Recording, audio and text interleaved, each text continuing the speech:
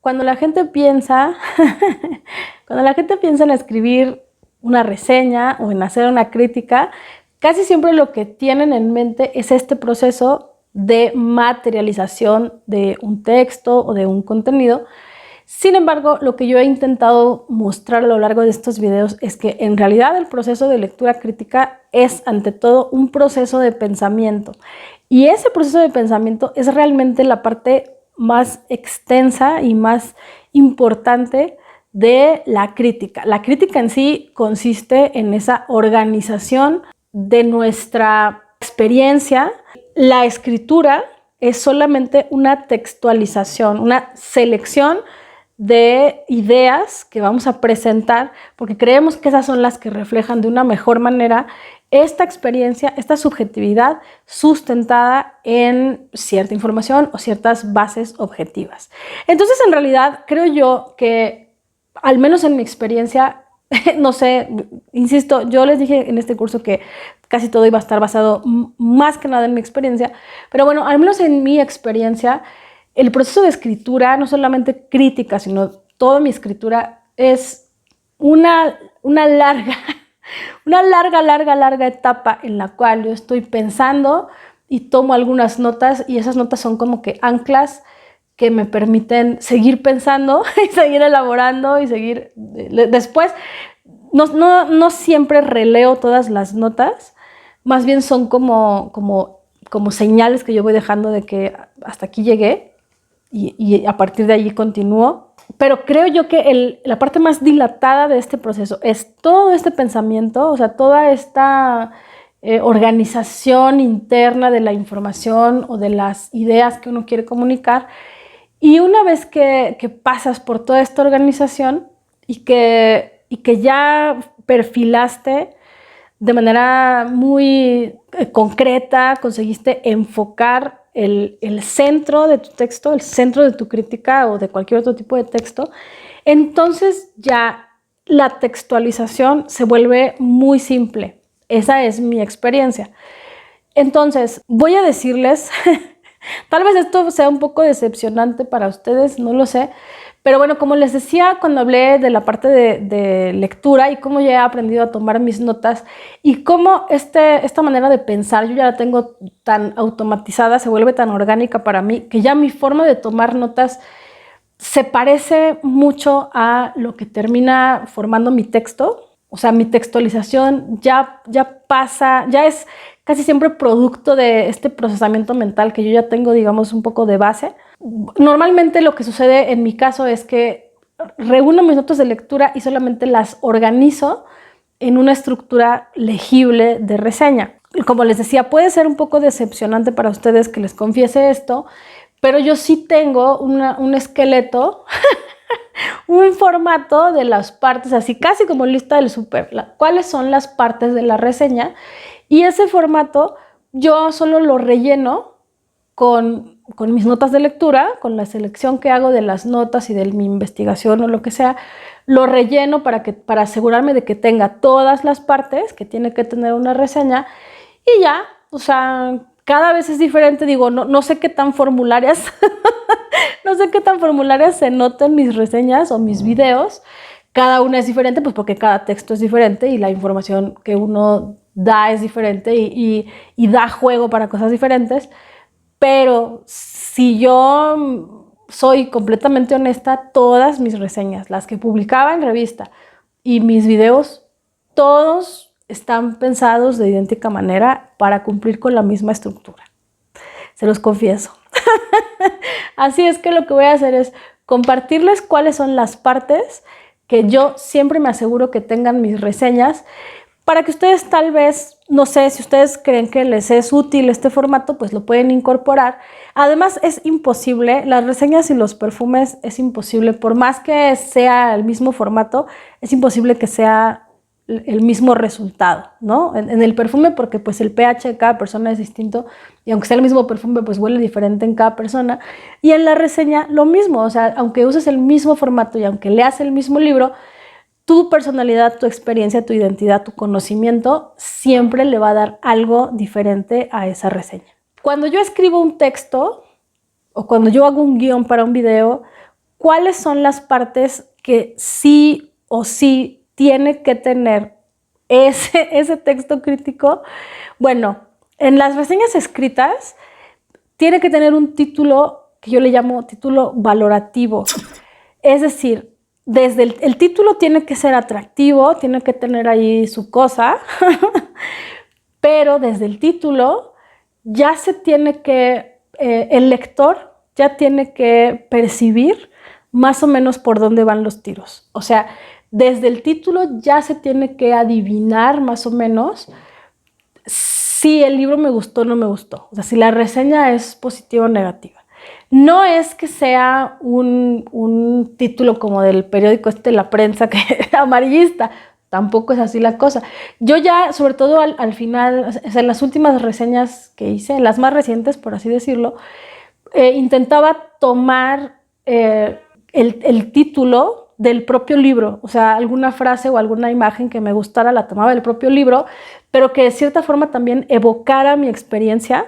Intentaba hacerlo de esa manera, pero hay 1001 formas de titular una reseña. Lo cierto es que para mí, lo más honesto con el lector es que desde el principio ya se note más o menos cuál va a ser la perspectiva del crítico. Y bueno, en principio, creo yo también que lo más práctico es empezar con un segmento descriptivo en el cual le digamos al lector de qué le vamos a hablar y lo pongamos un poco en contexto.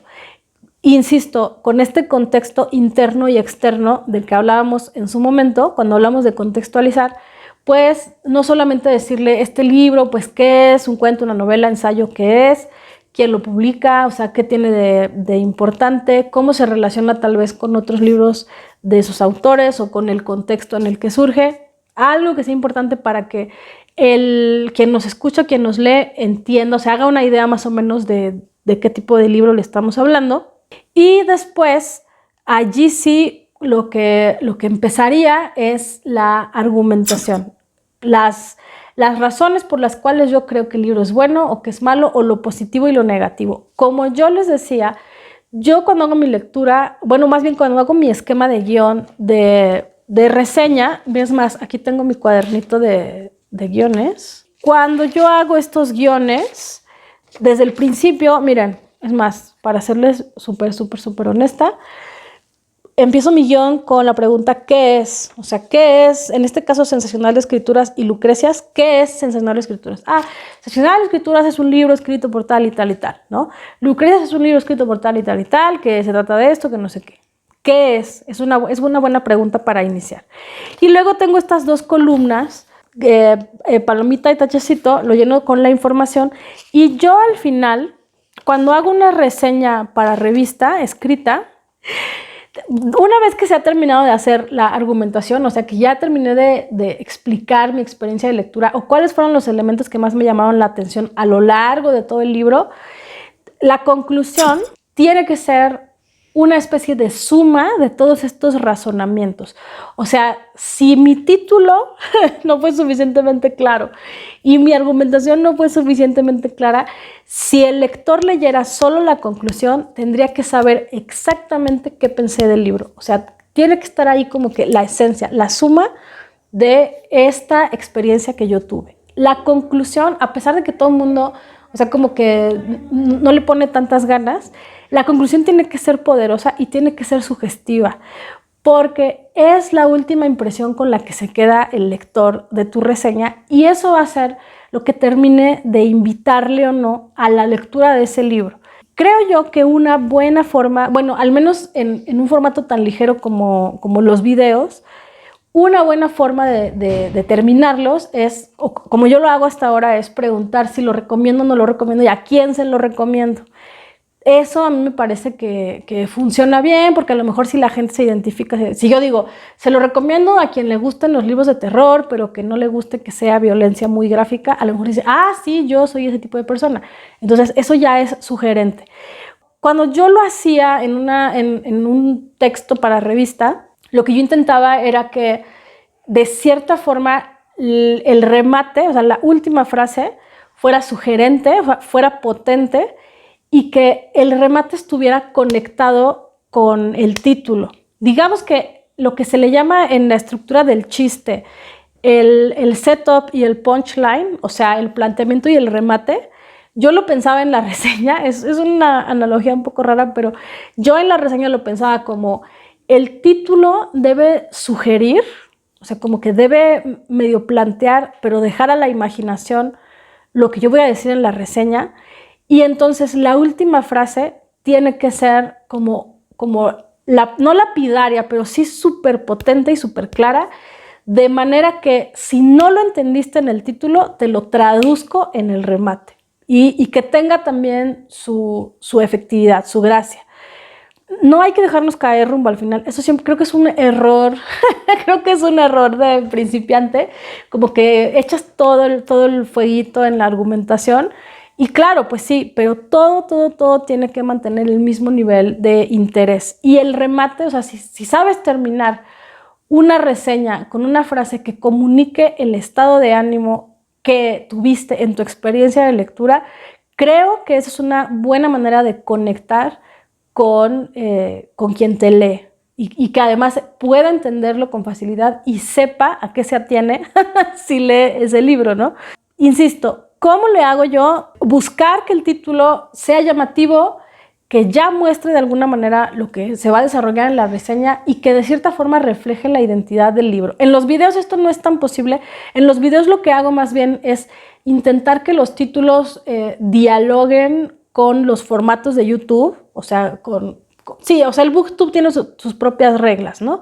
Pero cuando escribía reseñas para revistas, sí buscaba que el título fuera sugerente y que de cierta forma reflejara el tono o el estilo o la dicción misma del libro del que estaba hablando. En el inicio, explicar muy bien, o sea, poner en contexto. A veces una forma ligera de hacerlo es cómo lo conocí, por qué a mí me interesó, por qué me llamó la atención leerlo y qué es, o sea, siempre plantear la premisa del libro sin revelar demasiados detalles de la trama, sobre todo si se trata de una historia de ficción, contar solo el planteamiento, o sea, no cómo se desarrolla y menos el final, o sea, por más que sea una reseña, no cuenten el final. Y no es porque yo diga, ay, spoilers o no sé qué. Creo que hay maneras de hacerlo. El crítico puede, mejor dicho, la labor del crítico es ampliar la experiencia de lectura de otra persona, pero no robársela. A mí un spoiler no me echa a perder el libro, entiendo, o al menos esa es mi experiencia, pero yo tampoco me siento con el derecho de robarle a otros lectores esa primera impresión. O sea, tienen derecho de vivirla y de experimentarlos ellos de primera mano sin que yo se lo revele. Ahora, yo puedo decir, el final es flojo, el final es pésimo, o a mí no me gustó, o el final es buenísimo. O sea, puedo hacer esa crítica del desenlace o de alguna otra parte del libro sin tener que robarle al lector su experiencia de primera mano. Eso sí, al menos para mí es una regla de etiqueta de la reseña. Yo intento no hacerlo o hacerlo lo menos posible. O sea, solo si es estrictamente necesario, lo hago, pero mi recomendación es acompañemos al lector, pero no le robemos su derecho de formarse su propia opinión y de tener su propia experiencia, de asombro, de asco, de lo que sea. En la argumentación, insisto, siempre es importante balancear que haya cosas positivas y negativas. Y finalmente, en el remate, pues algo que termine de dejar en claro cuál es mi postura respecto al libro, pero también que tenga esta doble función de invitar a la lectura, de desatar la curiosidad acerca de ese libro en particular. Ese es el formato que yo sigo. No sé si yo lo llamaría una fórmula, es el formato que yo sigo y que respeto y que me resulta útil. Lo cierto es que cada una de ustedes, en la medida que pongan en práctica esta experiencia y esta labor de dialogar con el libro a profundidad, ustedes mismas se van a dar cuenta de que hay cosas en las que se fijan, hay cosas que siempre les llaman la atención o hay cosas que ustedes son muy buenas para notar, o sea, por su propia formación, identidad o lo que sea. Hay cosas que les llaman más la atención, ¿no? O a lo mejor, según el público al que se dirigen, hay cosas en las que tienen que enfocarse. O sea, eso ustedes lo van a ir definiendo con su experiencia y muy probablemente si ustedes son constantes con este ejercicio, lo que va a suceder es que ustedes terminarán creando su propio formato de reseña, lo que ustedes consideran que es importante o las cosas en las que ustedes se fijan al hacer una crítica o al hacer una devolución en un taller o en una lectura conjunta, lo que sea. Entonces yo les comparto la mía porque es la que yo he ido formando con muchos años de experiencia, pero por supuesto eso va a suceder para cada una de ustedes en la medida en la que ustedes pongan en práctica este tipo de lectura y sobre todo poner en diálogo su experiencia con otras personas.